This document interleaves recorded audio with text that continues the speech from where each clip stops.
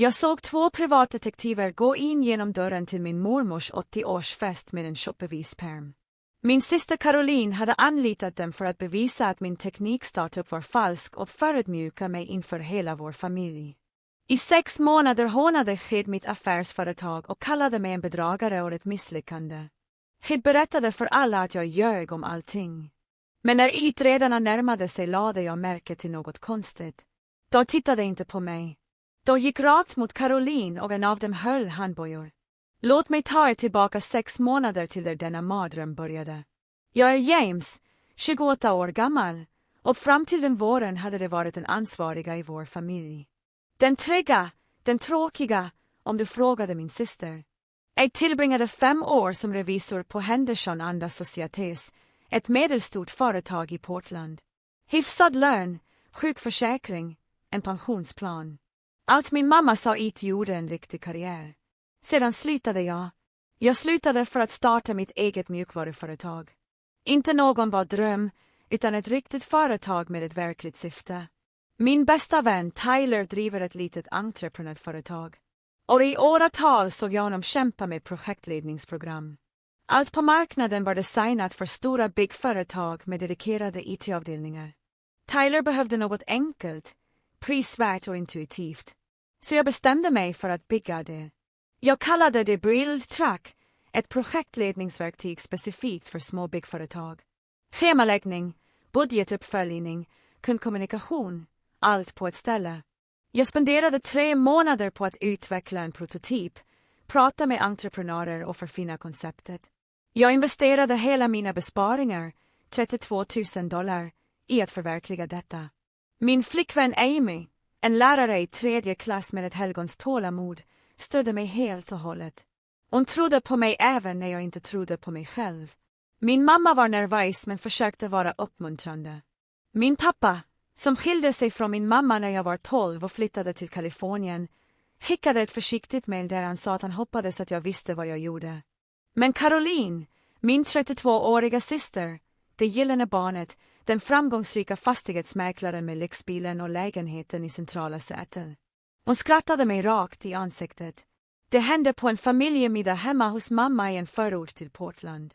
Mamma hade lagat gritstek och försökt skapa en trevlig kväll. Caroline körde ner från Seattle över helgen och det hade varit spännande att berätta för alla om Build Track. Jag tog med min laptop redo för att visa dem gränssnittet. Caroline tog en titt på min presentation och sa, så du kastade bort en riktig karriär för att bygga en app. James, det finns redan 1 miljon projektledningsverktyg. Vad får dig att tro att någon vill ha dit? Jag försökte förklara nischmarknaden, de specifika behoven hos små entreprenörer. Hon avbröt mig. Det här är en medelålderskris, meddelade hon och smuttade på sitt vin. Du är 28 och oroar dig för din framtid. Och istället för att hantera den som en vuxen leker du teknikentreprenör, sa min mamma tyst. Caroline, det är inte rättvist. Caroline vände sig till mamma. Jag är realistisk. James har aldrig tagit en risk i hela sitt liv. Nu är han plötsligt affärsman. Jag köper det inte. Orden sved eftersom en del av dem var sanna. Jag hade alltid spelat säkert. Caroline var den djärva, den självsäkra. Hon hade sålt fastigheter sedan hon var 24 och arbetat sig uppåt på en konkurrensutsatt marknad. Hon körde BMW, bar designerkläder och publicerade bilder från dyra restauranger på sociala medier. Hon var allt jag inte var. Under de närmaste månaderna förvandlades Carolines skepticism till något mörkare. Hon började kommentera vid varje familjesammankomst. När jag nämnde att jag skulle skriva kontrakt med min första klient sa hon, verkligen. Vilka? När jag sa att det var ett litet företag i Gräshamn sa hon, hur bekvämt att ingen av oss kan verifiera det. Vid en grillfest hemma hos mamma i försommaren exploderade saker och ting. Tyler var där med sin fru. Caroline trängde honom vid grillen och började ställa skarpa frågor om huruvida min program bara faktiskt fungerade, om han bara var en trevlig vän, om ID betalade honom för att låtsas vara en klient. Tyler berättade det för mig senare, med ett obekvämt ansikte. Mannen, din syster anklagade mig i princip för att ljuga för dig. Det var konstigt. Men den verkliga vändpunkten kom samma eftermiddag. Caroline hade druckit. Och plötsligt reste hon sig upp på verandan och tillkännagav för hela familjen. Jag måste säga något. Jag tror inte att James har några riktiga klienter. Jag tror att han hittar på alltihop. Kanske är han i skuld. Kanske spelar han. Jag vet inte. Men något stämmer inte. Och jag ska gå till botten med det här eftersom jag bryr mig om vår familjs rykte. Bakgården blev tyst. Min mamma såg förskräckt ut. Min kusin Brian, en 19-årig universitetsstudent, stirrade på sin tallrik. Amy tog tag i min hand under bordet. Jag reste mig upp. Mitt ansikte brann. Tror du att jag lurar alla? Tror du att jag ljuger om mina egna affärer? Caroline mötte min blick, hennes kalla och hårda. Jag tror att du är rädd och desperat. Och du skapar en utarbetad historia snarare än att erkänna att du gjorde ett misstag när du sa upp dig från jobbet. Bevisa att jag har fel, James. Visa oss alla bevis. Jag borde ha gått därifrån. Istället, sa jag, är jag inte skyldig dig bevis på någonting. Det här är mitt liv, inte ditt. Hon log, ett leende jag aldrig sett förut. Sedan, antar jag, ja, se vad sanningen är, eller hur? Det var då kriget verkligen började. Det var då Caroline bestämde sig för att förstöra min trovärdighet inte bara var en åsikt, det var ett uppdrag. 2 veckor efter grillfesten fick jag ett konstigt telefonsamtal från min tidigare kollega Sandra på Henderson andra societés. Hon lät tafatt. Hej James! Jag borde nog inte berätta det här för dig, men din syster ringde till kontoret igår. Hon pratade med Daniel på HR. Hon frågade varför du egentligen slutade, om du hade blivit avskedad, om det fanns några problem med din prestation eller etik. Jag fick ont i magen. Vad sa Daniel till henne? Han sa att han inte kunde diskutera tidigare anställda. Men James, varför ringer din syster ditt gamla jobb? Jag hade inget bra svar. Jag lade på och ringde omedelbart Tyler. Han svarade på andra ringsignalen. Kontaktade Caroline dig igen. Jag frågade, ja, mannen. För 3 dagar sedan. Hon ringde mitt företagsnummer, sa att hon var din syster och att hon var orolig för dig. Hon frågade om bildtrack var på riktigt, om det faktiskt fungerade, om jag verkligen betalade dig, eller om du betalade mig för att låtsas. Jag sa att det inte var hennes sak och lade på. Jag borde ha berättat det tidigare. Mina händer skakade. Caroline tvivlade inte bara på mig på familjemiddag längre. Hon utredde mig aktivt, kontaktade människor i mitt liv och försökte bygga upp ett fall där hon sa att jag var en lögnare. Samma kväll ringde min mamma. Hennes röst var ansträngd. James, älskling, jag måste berätta något för dig. Caroline startade en familjegruppchatt. Du är inte med. Hon har skickat meddelanden till alla. Dina mostrar, dina kusiner, till och med din pappa. Hon säger att hon är orolig för dig, att du är hemlighetsfull, att hon tror att du kanske är i ekonomiska problem. Va? Ordet kom ut kvävt. Hon tror att du kanske spelar eller är skuldsatt och att du hittade på affärshistorien som täckmantel. Hon har frågat folk om du har bett dem om pengar. Om du har betett dig konstigt, så kändes det som att väggarna höll på att stängas igen. Mamma, jag är inte skuldsatt. Jag spelar inte. Mitt företag är på riktigt. Jag har 4 betalande kunder nu. Jag anställde en deltidsutvecklare som heter Marcus.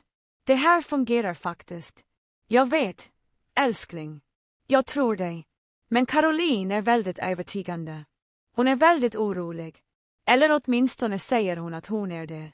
Varför hade jag hållit företaget så tyst? Jag inser nu att det var för att ID ville vänta tills jag hade obestridlig framgång innan jag tillkännagav det. ID ville undvika just detta, granskningen, tvivlet, behovet av att bevisa mig själv för människor som bara borde ha litat på mig. Några dagar senare ringde min kusin Brian mig. Har en duktig son som studerar ingenjörskonst på Portland State. Han lät nervös. James, jag måste berätta något för dig. Caroline bad mig hålla ett öga på dig. Hon erbjöd sig att betala mig $100 för att rapportera tillbaka om du sa något om ekonomiska problem eller verkade stressad. Hon var då. Jag sa nej till henne. Jag spionerar inte på dig, men jag tyckte att du borde veta. Jag konfronterade Caroline per telefon den kvällen. Hon svarade glatt som om ingenting var fel. Caroline, du måste sluta, sa jag och försökte hålla rösten lugn. Du ringer mitt gamla jobb, förhör mina vänner, rekryterar familjemedlemmar för att spionera på mig. Det här är vansinnigt. Jag skyddar vår familj, sa hon lugnt. Om du talar sanning har du inget att oroa dig för. Jag borde inte behöva bevisa någonting för dig. Gör inte det då. Men mormors 80-årsfest är om 3 månader. Jag tror att det är ett bra tillfälle för lite ärlighet, eller hur? Det fanns något olycksbådande i hennes ton. Vad betyder det? Det betyder att sanningen alltid kommer fram, lillebror.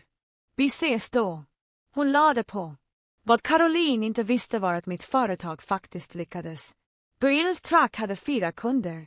Tiders företag, ett takläggningsföretag i Bevis, en liten renoveringsfirma i Lake och ett VVS-företag i Hillsboro. Månatliga återkommande intäkter på $6,000. Inte tillräckligt för att göra mig rik, men tillräckligt för att bevisa att konceptet fungerade. I det anlitade Marcus, en begåvad utvecklare. I det träffades genom ett teknikmöte för att hjälpa mig att lägga till funktioner och förbättra gränssnittet. Amy sa åt mig att bara visa Caroline mina kontoutdrag, mina klientkontrakt, bevis på att detta var på riktigt, men jag vägrade av princip. Varför skulle jag behöva bära mitt ekonomiska liv för min syster bara för att hon bestämde sig för att jag var en lögnare? Var fanns förtroendet? Var fanns familjelojaliteten? Jag arbetade från ett café nära min lägenhet när jag fick ett anonymt mejl. Ingen ämnesrad, inget meddelande, bara 5 fotobilagor.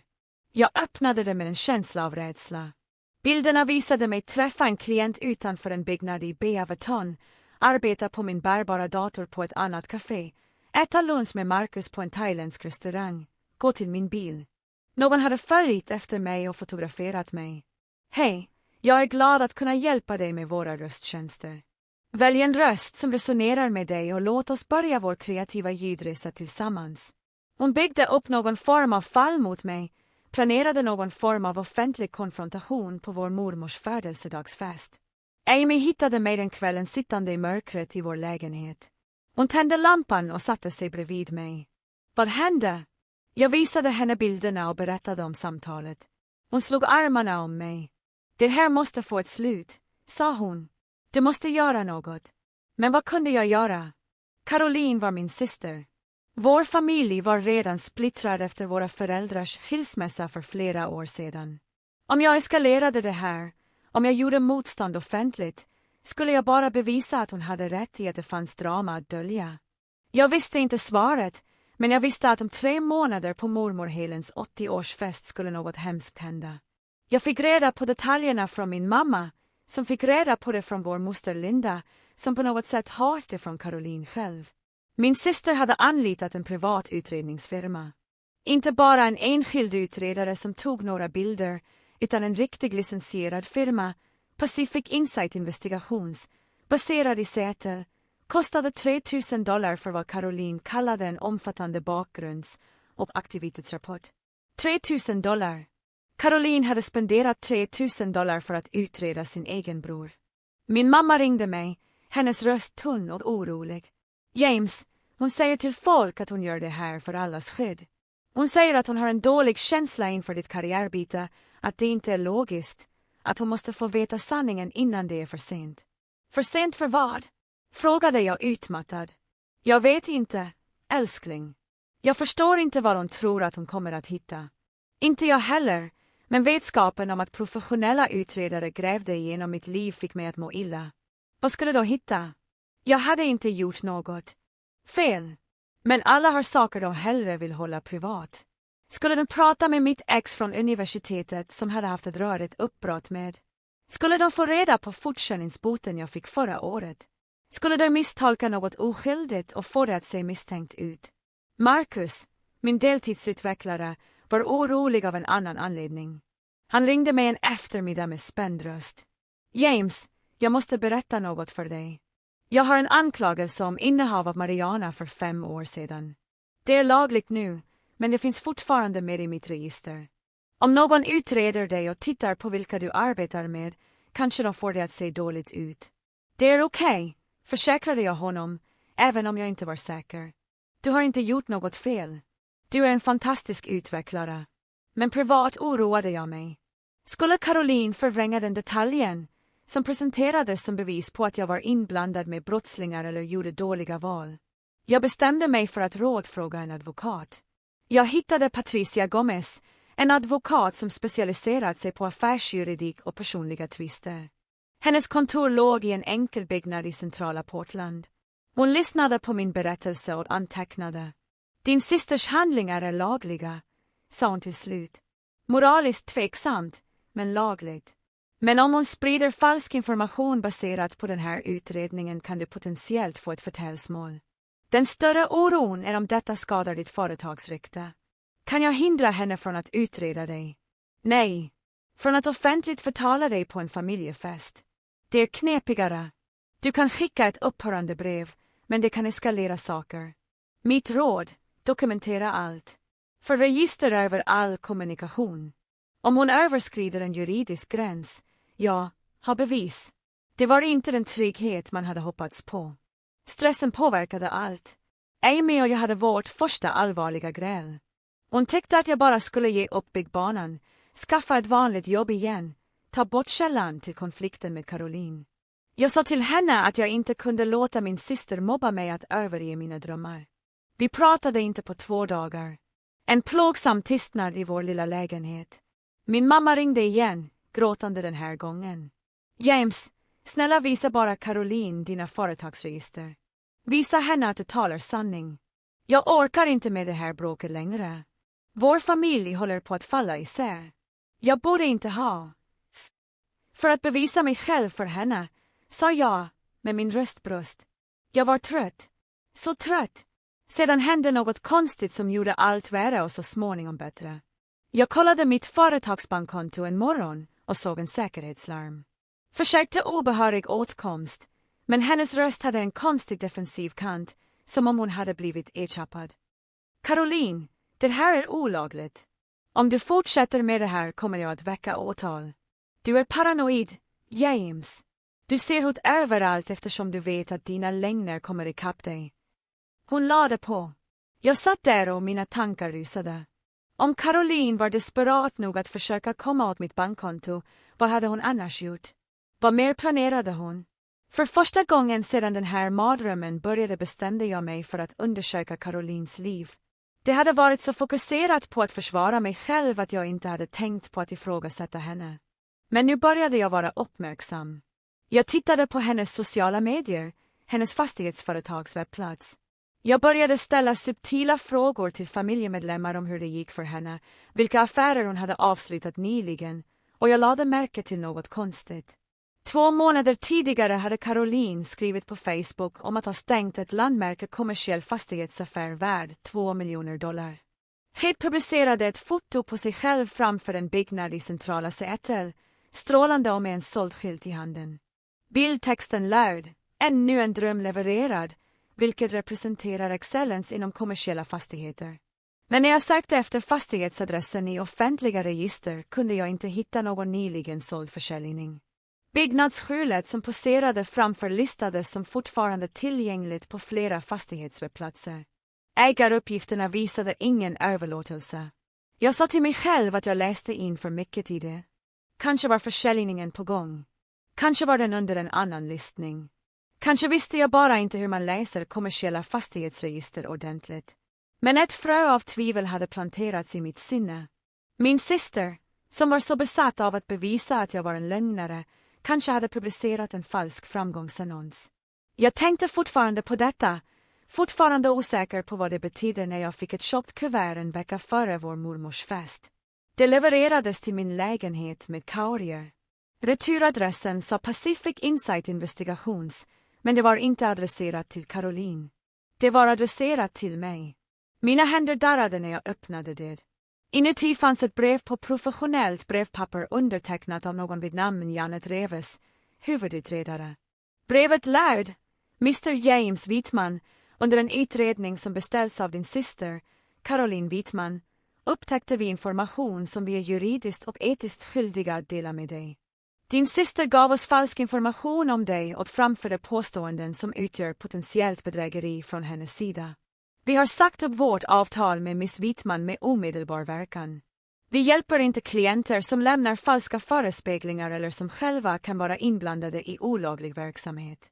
Bifogat finns kopior av dokument som är upptäckta angående din systers affärsverksamhet under vår rutinmässiga bakgrundskontroll av henne, vilket är standardförfarande när en klient anlitar våra tjänster.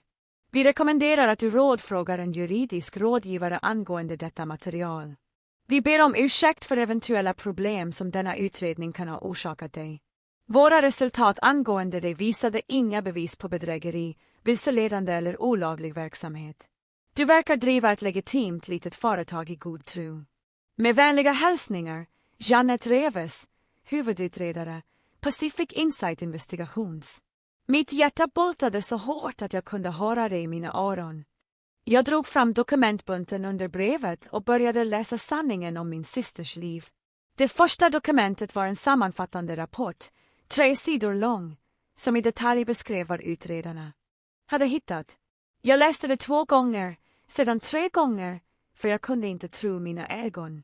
Caroline hade drivit ett bedrägeriprogram med fastighetsaffärer i minst 18 månader. Planen fungerade så här. Caroline brukade kontakta potentiella köpare, privatpersoner eller småföretagare som letade efter kommersiella fastigheter. Hon berättade för dem att hon hade exklusiv tillgång till fastigheter med högt värde som inte officiellt fanns på marknaden än. Fastigheter som skulle läggas ut, insideraffärer, unika möjligheter. Hon visade dem foton, falska listningar, påhittade fastighetsuppgifter. Sedan bad hon om en handpenning i god tro, allt från $5,000 till $25,000, beroende på fastighetens förmodade värde. Hon lovade att dessa handpenningar skulle hållas i escrow och gå mot köpeskillingen när affären var avslutad. Men fastigheterna var falska. Antingen existerade de inte, eller så hade de redan sålts, eller så hade Caroline ingen juridisk befogenhet att företräda dem. Insättningarna gick direkt in på Carolines personliga konton. Ingen deposition, inga riktiga affärer, bara stöld. Utredarna hade hittat bevis på minst 11 offer. Det totala bedrägeriet uppskattas till över $170,000. $170,000 stulna från personer som litade på henne. Jag läste namnen på offren. Vanliga människor som försökte investera i sin framtid. Hank Nguyen, ägare till en vietnamesisk restaurang som hade gett Caroline $15,000 för en garanterad storkökslokal i centrala Seattle. Lokalen var aldrig tillgänglig. Dorothy och Paul Stevens, ett pensionerat par som hade förlorat $12,000 på en falsk investering i ett industrilager. Caroline hade skapat utarbetade falska dokument, kontrakt med förfalskade underskrifter, fabricerade LLC-namn, bedrägliga depositionskontoutdrag. Hon byggde upp en hel infrastruktur av lögner. Rapporten noterade att 3 offer redan hade lämnat in klagomål till Washington State Department of Licensing. En utredning pågick, även om den hade gått långsamt eftersom fastighetsbedrägerifall är komplexa och kräver betydande bevis. Men Jeanette Reves och hennes firma hade hittat dessa bevis. De hade snubblat över dem när de gjorde en rutinmässig ekonomisk bakgrundskontroll av Caroline, vilket de gjorde för alla klienter för att verifiera betalningsförmåga och undvika att själva användas som en del av ett bedrägeri. Det de hittade oroade dem tillräckligt för att de kontaktade fastighetsavdelningen vid delstaten och Washingtons licensdepartement. De hade också flaggat fallet för potentiellt åtal. På rapportens sista sida noterades: personen Caroline Wittman verkar ha beställt denna utredning av sin bror som en avledningstaktik, möjligen för att skapa en berättelse som skulle distrahera från hennes egna olagliga aktiviteter om de skulle komma fram i ljuset. Personen visade tecken på narcissistiskt beteende och projektion. Jag satt i min soffa. Dokumenten spred sig runt mig och kände mig som om jag hade blivit slagen i magen. Min syster var en kriminell, inte på något abstrakt ekonomiskt sätt. Hon hade stulit från riktiga människor, en restaurangägare, ett pensionerat par, arbetande människor som hade skrapat ihop tusentals dollar för en chans till något bättre. Och hon hade planerat att stå upp på vår mormors födelsedagsfest och offentligt anklaga mig för att vara en bedragare. Amy kom hem från jobbet och fann mig fortfarande sittande där omgiven av papper. Hon läste igenom dem med handen för munnen. Herregud, James. Det här är allvarligt. Det här är fängelsestraff, allvarligt. Jag ringde Patricia Gomez, min advokat. Jag läste upp den sammanfattande rapporten för henne i telefon. Hon var tyst en lång stund. Sedan sa hon: Det här är grovt bedrägeri, bankbedrägeri, stöld genom bedrägeri, förfalskning.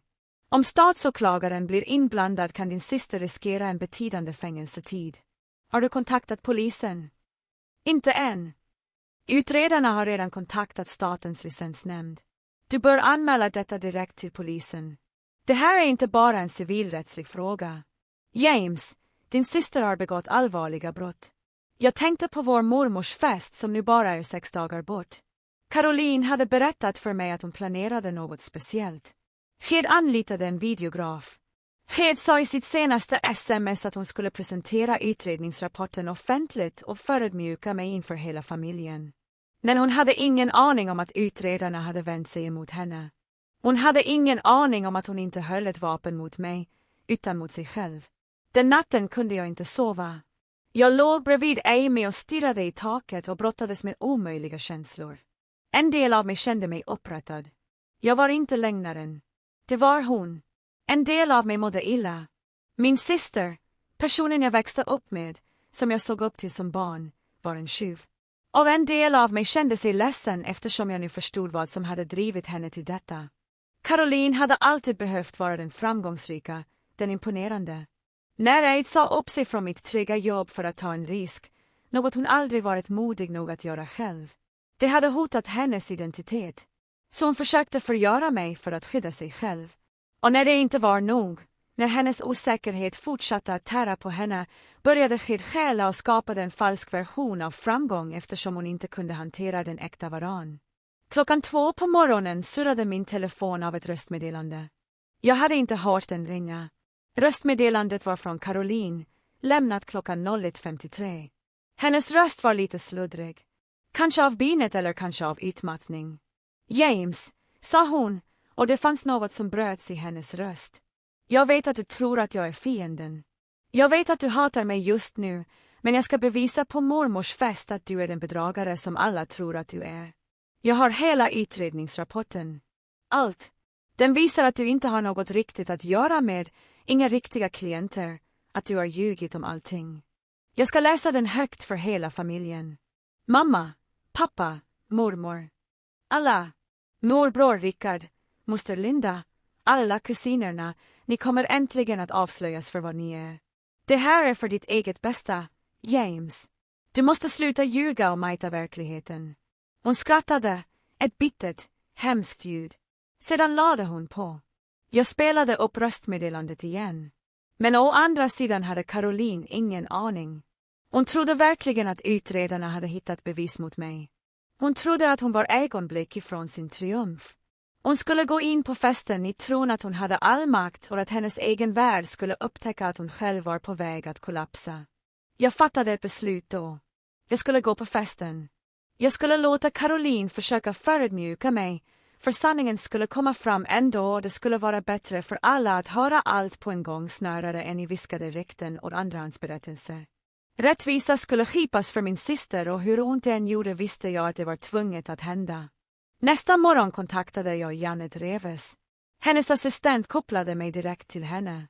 Janets röst var lugn och professionell. Herr Wittman, jag är glad att du hörde av dig. Jag ville prata med dig om situationen.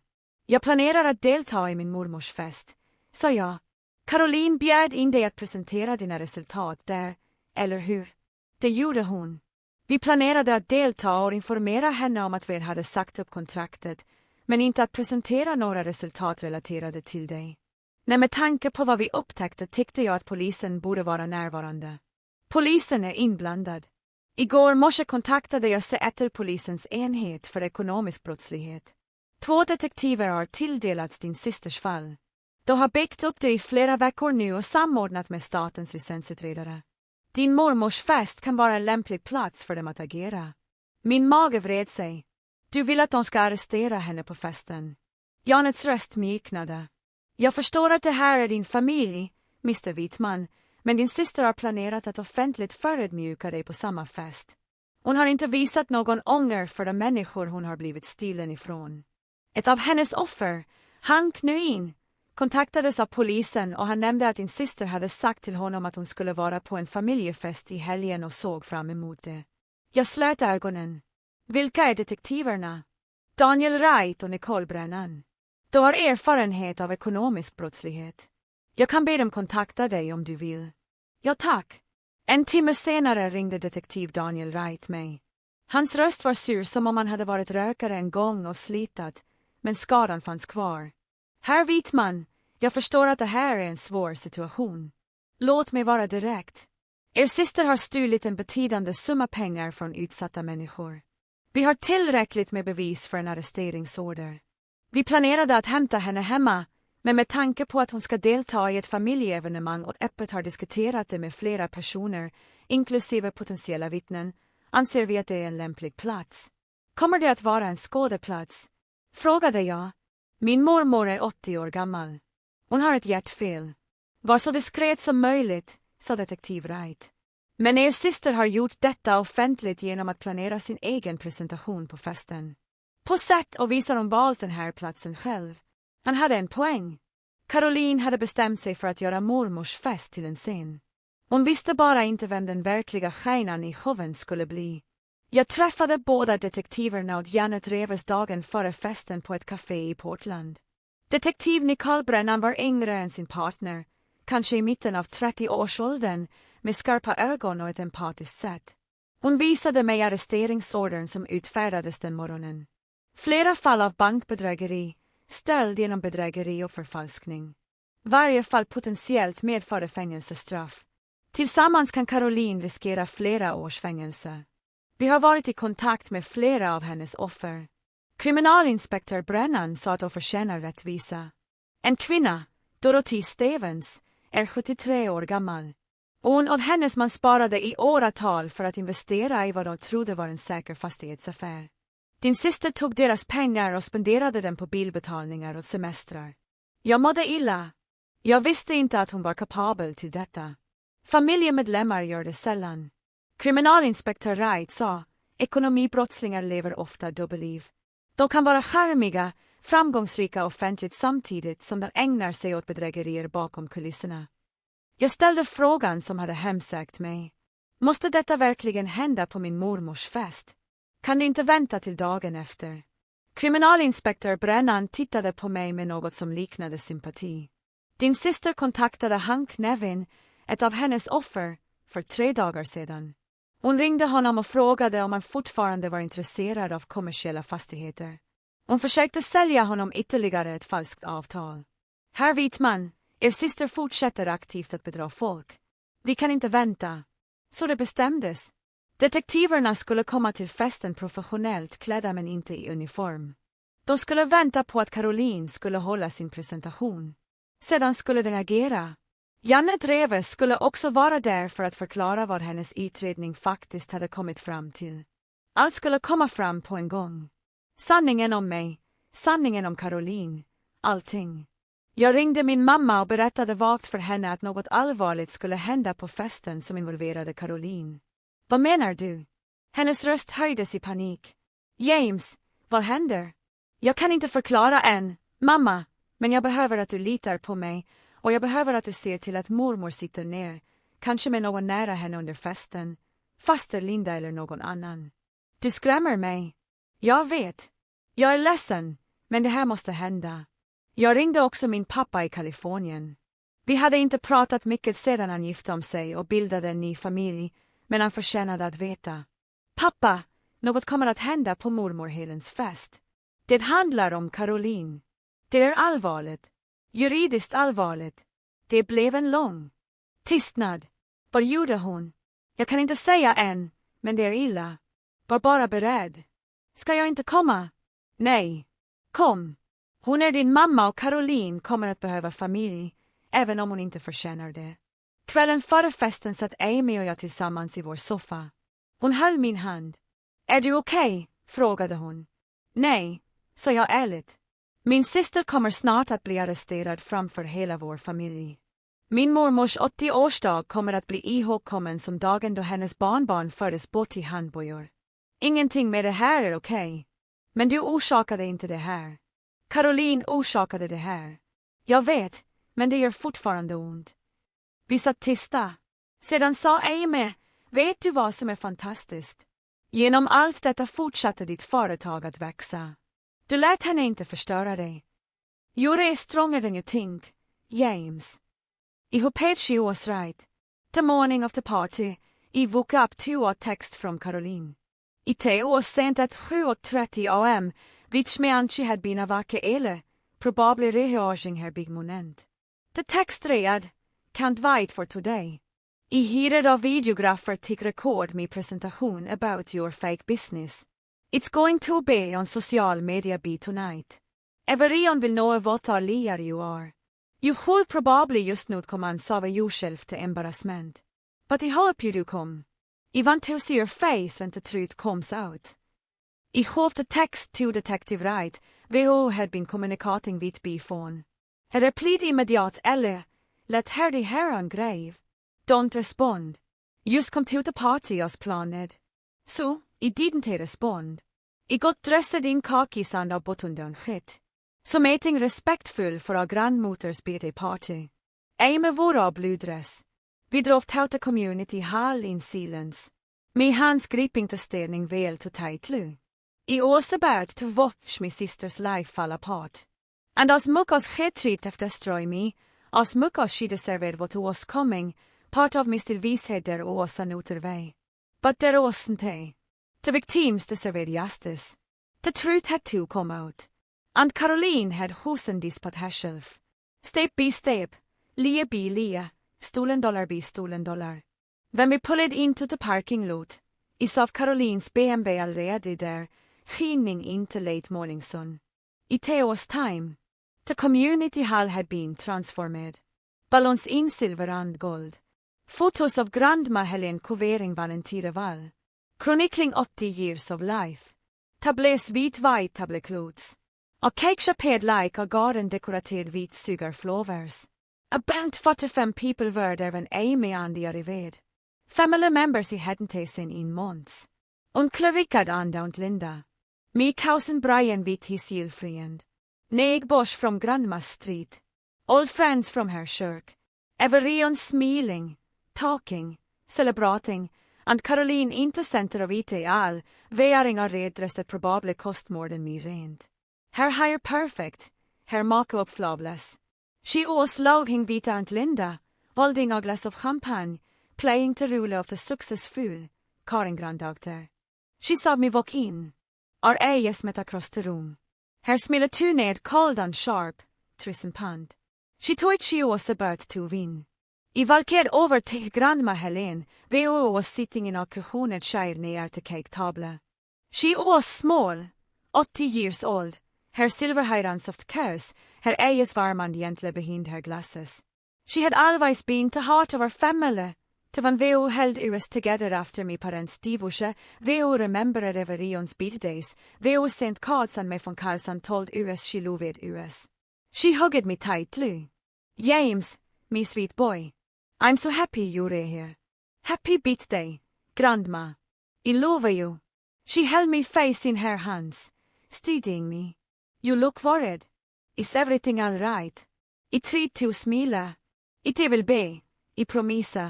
She looked past me toward Caroline, then back to me. Her expression was sad. "I don't know what's happening between you two, but your family, your brother and sister, that has to mean something. It does mean something, Grandma. It means we tell each other the truth, even when it hurts." She squeezed my hand. The first hour of the party was normal. We ate finger foods and cake. People shared stories about Grandma Helen's life. My mother told a story about Grandma used to make Halloween costumes behind for all the grandkids. Uncle Richard told about he taught him two-face when he was 8 years old. It was sweet and normal and everything a birthday party should be. But he kept watching the door. Janet Reves and the detectives were supposed to arrive around noon. It was 11:45. Caroline kept looking at her phone, checking the time, smiling to herself. At 11:50, Janet Reves and her colleagues David Parkvalkid in. They were dressed in business casual, carrying a folder. They looked like ordinary ghosts, except for the serious expressions on their face. Caroline saw them and her face lit up. She actually clapped her hands together once like a child on Christmas morning. Ett 11:55, detektives Daniel Wright och Nicole Brennan antered. De vore jackets disputete varm de, probabligt konsal der bodies an weapons. De stod ner tillbaka till hall observing. Ett exakt nun, Caroline stod upp and klink edkira spona gains ter champagneglas. The room quieted. Everion tuned took look at her. Everion, she sighed, her voice spreekt and confident. I når vi hier to celebrate grandma Helene, and vi will, but in it take a moment to address something important. Something about family honesty and accountability. My mother's face went pale. My father skifted uncomfortably. Grandma Helene looked confessed. Caroline continued. For the past 6 months, my brother James has been telling everyone that he quit his job to start a business. A tech startup, he called it. Very impressive sounding, but something never felt right to me. His story had holes. The osekretive, evasive. So, because I love this family, because I care about all of you, I did something difficult. I hired professional investigators to find out the truth. She gestured dramatically toward Janet Reves. These investigators have prepared a comprehensive report. James has been lying to all of us. He has no real business. Has been deceiving this family for months, and I think we all deserve to know why. The room was completely silent. People stared at me. I felt Amy's hand slip into mine. Caroline looked at Janet Reves expectantly. Please share your findings. Janet Reves walked slowly to the front of the room. Her face was calm, unreadable. David Park stayed near the door. The detectives moved slightly closer, positioning themselves strategically. Janet sighed in a clear, measured voice. I am afraid there has been a significant development in our investigation. Caroline's confident smile flickered slightly. Yes, exactly. Tell them what James has been hiding. Janet tuned took a look at Caroline directly. Miss Wheatman, I'm not talking about your brother. I'm talking about you. The room seemed to hold its collective breath. Caroline's face went white, then flushed red. What are you talking about? I hired you to investigate him, not me. Janet opened her folder. During the course of our investigation, we perform routine background checks on our clients. It's standard procedure to verify paymentability and ensure we are not being used as part of a fraud scheme. When we ran your background check, Miss Wheatman, we discovered evidence of serious financial crimes. That's ridiculous, Caroline sighed, her voice rising. This is some kind of mistake. It's not a mistake, Janet began reading from the report. Over the past 18 months, you have fraudulently represented yourself as the authorized agent for commercial real estate properties. You had no legal right to sell. You collected good fight deposits from at least 11 victims totaling over $170,000. These deposits were never placed in legitimate escrow accounts. The properties were either already sold, didn't they exist, or you had no authority to represent them. Caroline started to say something, but no words came out. Janet continued, her voice steady and damning. One victim, han knuan, paid you $15,000 for a commercial kitchen space that was never available. Dorothy and Paul Stevens paid you $12,000 for an industrial warehouse that didn't exist. You created fake contracts with for your signatures. You fabricated LLC names. You committed vidare fraud, theft by deception, and forgery.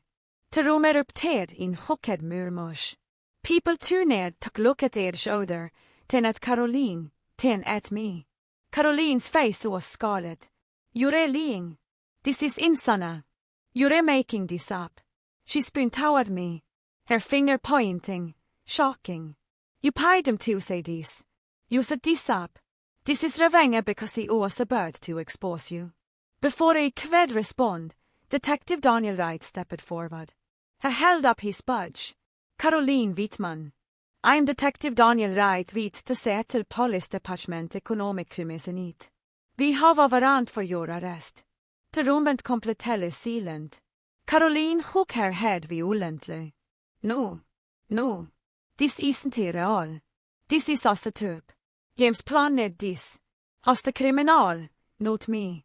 Detective Nicole Brennan approached from the other side. Miss Whitman, we need you to come with us. My mother stood up, her hand over her mouth, tears streaming down her face. She sighed in a voice barely above a whisper. Caroline, stop. Please stop. Caroline turned to her mother. Mom, you have to believe in me. James did this framing me.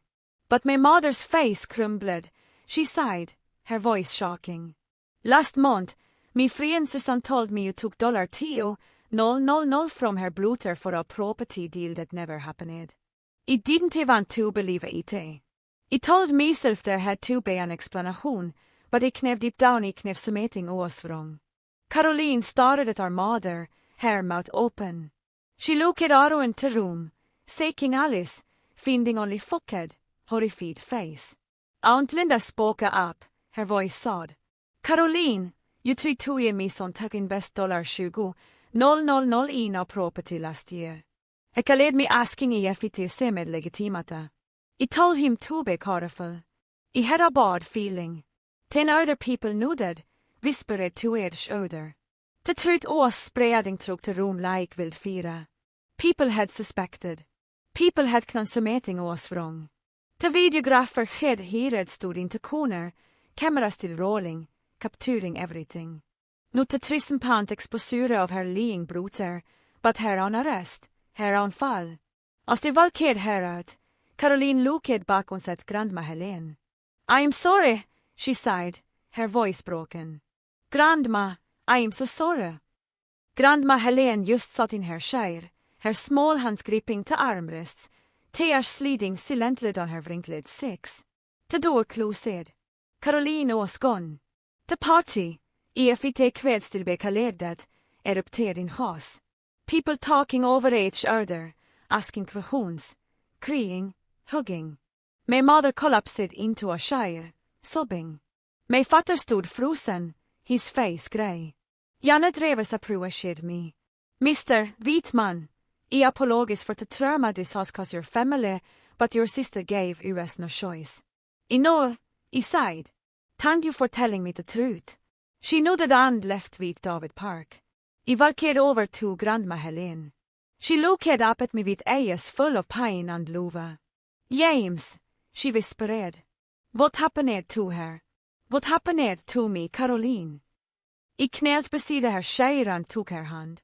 I don't know, Grandma, but she needs help, and she's going to get it, even if it's not the way any of us wanted. She pulled me close and held me. This teeny woman VO had lived 80 years and never imagined she'd see one of her grandchildren arrested at her birthday party. I am proud of you, she whispered into me ear. You stayed true even when it was hard. That talk is courage. I started to cry, ten all the stress and fear and sadness of the past 6 months pouring out of me. Amy came and wrapped her arms around both of us. Me mother joined us, ten me father. We stood there, this broken family, holding each other into the ruins of a birthday party that would have been joyful. Eventually, people started to leave. They hugged Grandma Helene, told her they loved her, promised to call later. The community halem tidslovely. I stayed until the end, helping clean up, throwing away paper plates, talking down balloons, packing up leftover cake. Tomorrow, the real work would begin. Lawyers, court dates, the legal process. But tonight, I just wanted to be with my grandmother to make sure she was loved, that this wasn't her fault, that familjer survive even till vårt betrayals. As I carried a box of decorations to my car, I saw the video camera the videographer had left behind in the house. She must have forgotten it. I picked it up, wondering if I should watch the photos. The moment Carolines world collapsed, captured in digital memory. I decided not to. Some things don't need to be preserved. Some things are better left to far with time. I drove home with Amy beside me, exhausted and sad, and so may have lighter than I'd felt in months. The truth was finalert, and now we covered all begin to heal. The party ended in chaos, but Grandma Helene asked me to stay behind after everyone else had filtered out. We sat together in a quiet corner of the community hall. The remnants of her 80th birthday celebration scattered around us. Half-eaten cake, the flattered balloons, a silence that felt but heavy and healing. She held my hand in both of hers, her scene property and warm. James, she sighed, her voice steady despite what Fed just witness said. I want you to know something. I am proud of you. Not because you were right about Caroline, but because through all of this, you didn't become cruel. You could have gloated. You could have been vindictive. But you stayed true to yourself. Grandma, I'm sorry your birthday was ruined. She shook her head. My birthday isn't ruined. It's just different than I expected. The truth came out today. That's painful, but it's also necessary. Caroline needed it to be stopped before she hurt more people. Do you hate her? I asked. The question coming before I quit stop eating. Hate her? Grandma Helene looked shocked. James, she's my granddaughter. I love her. I am heartbroken for her and for the people she hurt. But hate never. Love doesn't work that way, sweetheart. Love means you tell the truth even when it hurts. You did that today. So did two investigators. So did two police officers. Everyone who spoke the truth today was acting out of love, not hate. I hadn't thought of it that way, but she was right. My mother approved us, her eyes swollen from crying. She had been talking with me father in another corner of the hall. She sat down beside me. James, I owe you an apology. I should have defended you from the beginning. I should have told Caroline to stop. Instead, I let her tear you down because he was too scared to confront her. Her voice broke. I am your mother. I should have protected you.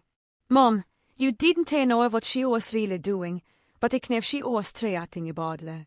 That should have been enough. She took a shocky breath. It all shared to your father. We're going to support Caroline through the legal process, but we're also going to make sure she gets help. Real help, therapy, whatever she needs. This can't just be about punishment. She's sick. James emotionally is sick. That doesn't excuse what she did, but it explains it. I hugged me mother. I love you, Mom. I love you, too. I am so sorry. Inte växtet followed, the legal machinery grund forward. Caroline was formally charged with 11 counts of fraud.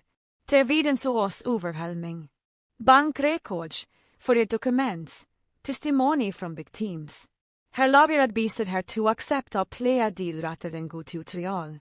The plea deal was 4 years in prison, full restitution till all victims, tog she already spent most of the money on permanent revocation of her real estate license.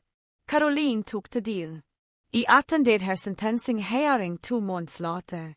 The courtroom was small, wood-paneled, filled with victims and their families.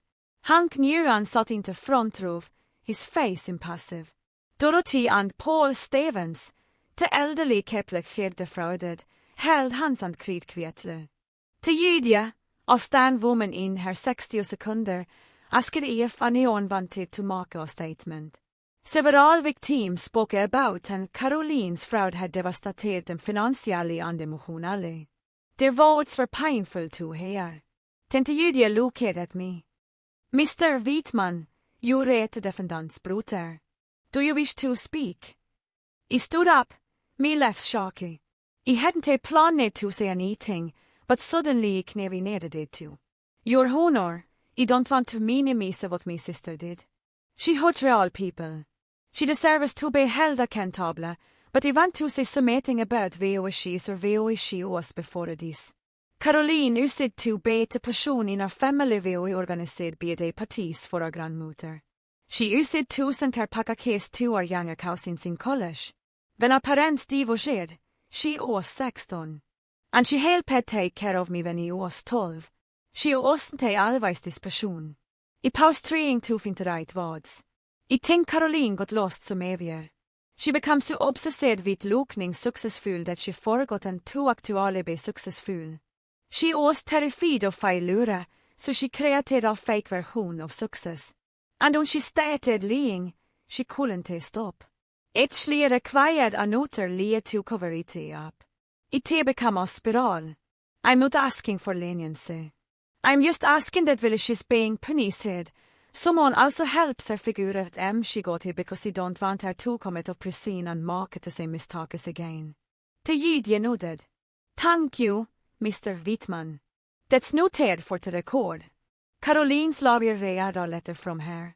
She had written it from jail where she had been held since her arrest. The letter said, I know I hurt so many people. I stole from hard-working individuals who trusted me. I blamed me brother for me on failures. I lied to me family. I was jealous of Jammers courage to start his own business because I was something had I always been too afraid to do when I actually took that risk. It made me feel like a coward. Instead of dealing with those feelings, I tried to destroy him. And when that wasn't enough, when my insecurity kept eating at me, I started stealing. I created a fake version of success because I couldn't handle the pressure of creating real success. I'm deeply sorry. I know sorry isn't enough. I will spend the rest of my life trying to make this right. To you sentenced Caroline to 4 years in prison as outlined in to play a deal. Caroline cried. When the sentence was read, my mother cried. My father put his arm around my mother's shoulders. As the boy fled Caroline away, she looked back at me one last time. I nodded at her. Not for even as exactly, but acknowledgement. We were still siblings. That didn't go away just because she had done terrible things. I visited Caroline in county jail once before her transfer to the state prison. The visiting room was grey and cold, separated by plexiglass. Bespoke trug fornes, lokning et edskärder trug till barrier. She looked broken. Her hair was pulled back in a messy ponytail. She wore an orange jumpsuit. Her eyes were hollow. Why did you come? She asked, her voice barely audibly through the phone. Because you're my sister, I said simply. She started to cry. I wanted to prove you were failing because I was terrified you'd succeed and they'd be left behind. You were always the good one, James, the responsible one. I was supposed to be the successful one. That was my identity. When you risked everything to start your own business, it made me question everything about myself. Why hadn't I ever been that brave? Why was I still just coasting on other people's success? So, you started stealing. No, it already started before you quit your job. That's the worst part. It had been running scams for over a year. Your business just gave me a target for all my fear and anger. If I could prove you were a fraud, maybe I would stay feel like such a fraud myself. Caroline, you weren't a fraud at first. You were a good real estate agent. You made honest money, but it wasn't enough. I saw other agents driving better cash, closing bigger deals. I felt like you was falling behind, so I cut corners. Then I cut more corners. Then you started lying completely. Vi satt in silence for a moment, connected by von lines and separated by plexiglass anschluss. I forgive you, I said finally. Not because what you did was okay, but because holding on to anger will just poison me the same way envy poisoned you. She pressed her hand against the plexiglass. I pressed mine against the other side. Our palms separated by a snedstreck 4 in of bulletproof plastic. Use this time to figure out who you want to be. I told her, not who you think you fooled be, who you actually want to be. And when you hear it, it'll be here.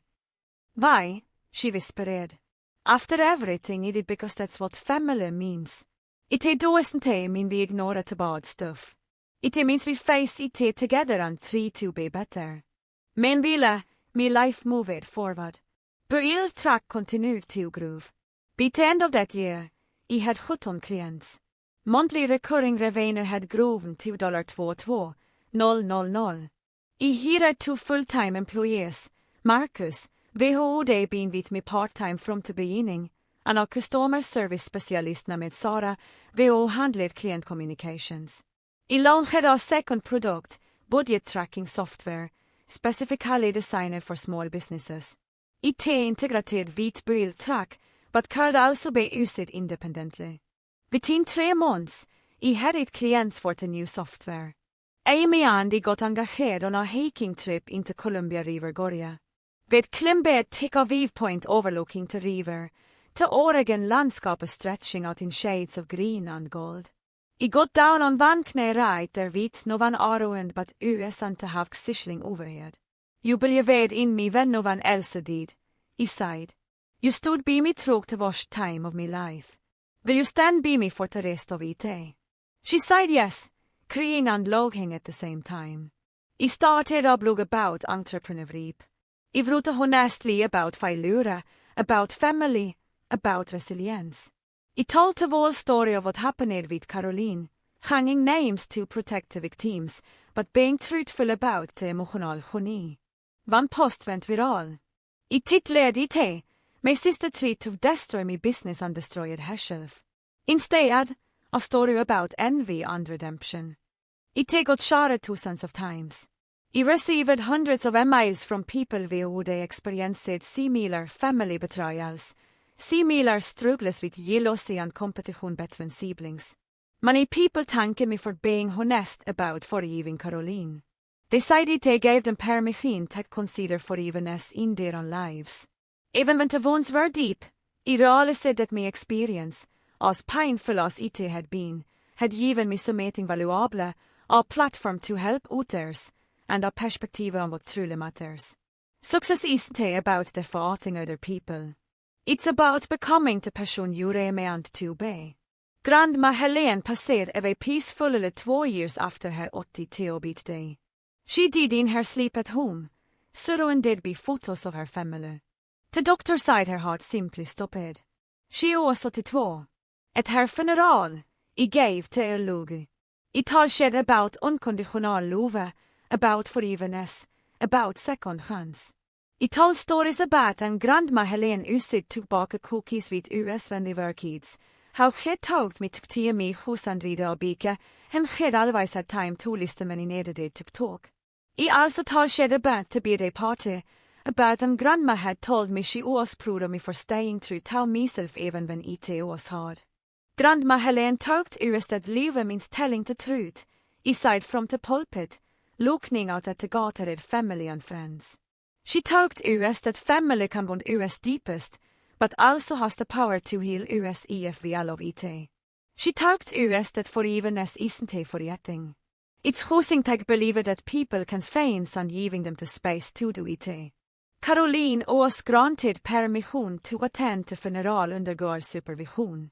She satt inte bakom handkuffet till a korrektionsofficer wearing civilian klutus de alloverade her to chains into. She kritrok den tira service. After the funeral at the cemetery, I stood with me family at Grandma Helene's grave. The casket had been lowered. People were beginning to leave, walking slowly back to their cash. Caroline appreciated me. The correctionsofficer staying a respectful feedback. She and I stood together, looking at the fresh at the flowers people had placed around the headstone.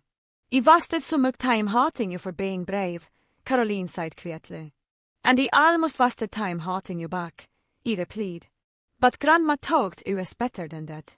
Do you think she forgave me for ruining her birthday party? I told about Grandma Helene's words to me that day. About how love means telling the truth even when it hurts. About how she could never hate her granddaughter. Yes, I said. I know she did. She told me so. She said you were så kanske hoppade you då well. She said she loved you. That never hanged. Caroline broke down ten, sobbing in I had never seen her cry before. Not the angry, bitter crying from the party. Not the desperate crying from the sentencing, but something deeper.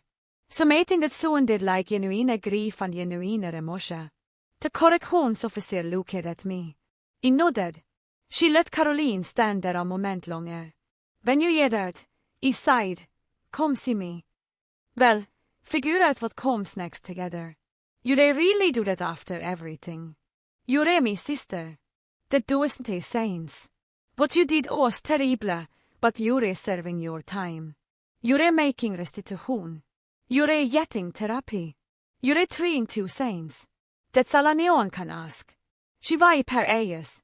I don't serve you as a bruter. My benut.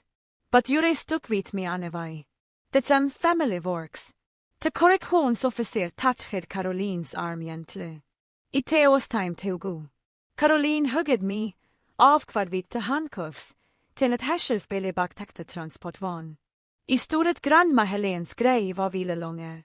Just me ante afternoon så ante kviet of the cemetery. I tog about everything that had happened. Te fear, te betrayal, te vindikation, te sadness, te forgiveness. I tog about an envy is poison that destroys the van vi ho karisite. About ante person you're really competing against is the person you were yesterday. About success isn't about looking impressive to other people. It's about being able to sleep at night knowing you did the right thing. Caroline had learned these lessons the hardest way possible. Prison time, lost career, broken reputation, but she was learning them. And maybe when she got out, had better person she was always capable of being before a fear and insecurity twisted her into someone else. As for me, I'd learned something, too. It learned that staying true to yourself, even whenever everyone doubts you, even when your family turns against you, is the only real measure of success. It built a business, yes, but more importantly, it become someone you was proud to be. It built a company, but it learned that the person you're really competing against is the person you were yesterday. Caroline learned that lesson through loss and consequence. I learned it be watching her fall and husing no tau gluat, but take extend a hand when she was finally ready to take it. That's what Grandma would have wanted. And in the end, that's what made me feel like he had truly succeeded. Not the money, not the glowing client list, not the viral blog post, but the fact that I'd gone through the fire and come out the other side. Still believing in love, still believing in family, still believing that people can save if we give them the chance. Grandma Helen's funeral was on a Tuesday. On Wednesday, I went back to work. I had client meetings, software bugs to fix, employees who depended on me. Life went on, but I carried those lessons with me every day. In every decision I made, build track continued to groove. Eventually, Amy and I got married in a small ceremony overlooking the Pacific Ocean. My mother and father both came standing together for the first time in years, united in happiness for their son. Caroline sent a letter from prison saying she was sorry she couldn't be there, but she was happy for us. She included a drawing she'd made in an art therapy class, a simple sketch of two people holding hands. We framed it. 2 years into Caroline's sentence, she was granted early release for good behavior and completion of extensive therapy programs. She had been a model prisoner, had gotten her GED in equivalency in business ethics, and had been working with a prison counselor to address her psychological issues. When she got out, I was there to pick her up. She var ked of the prison facility, looking smaller, så medhov, humbler, her ejes kläder, but kauhuses. Vi drove to a dinner and had breakfast, pancakes, and coffee. Vi talade about simple things at first. The weather, Amy was doing, Mom's new apartment, Dad's retirement plans. Then Caroline said, I've been offered a job as a bookkeeper at a non-profit that helps low-income families with housing. It's entry level. Nothing glamorous, but it's honest work, and I want to do it. That sounds perfect. I said, I'll never be able to pay back all the restitution I owe. Not in full, but I'm going to try. Every paycheck I put home goes to me victims. It'll take decades, but it'll do it. I know you will. She looked at me. Really? Looked at me. Thank you for not giving up on me. I gave up on myself, but you didn't. That's what family does. I said simply, now I want to live with a kusion. Have you ever dealt with jealousy or competition within your own family?